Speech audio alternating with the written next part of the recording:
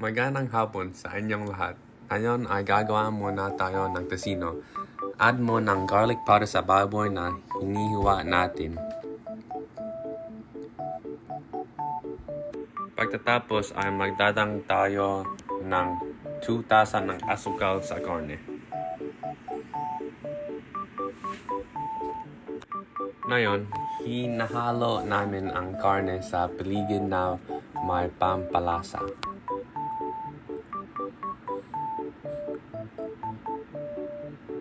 Ngayon ay nagdaragdag kami ng itim na paminta sa halo.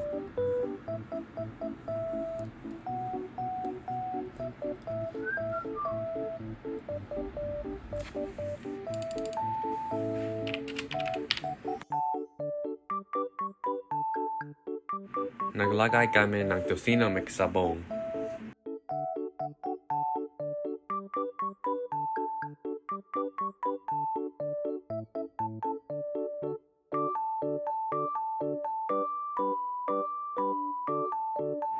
Naglalagay kami ng pineapple juice para sa talagang papagandan ang lasa. Inalagay namin ang adobong karne sa kawali na may tubig at kunting mantika.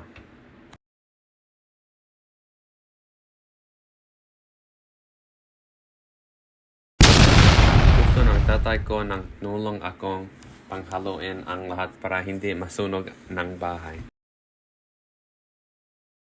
Napapagkaganda at masarap ang risotto pero makalimutan namin bumili ng red color.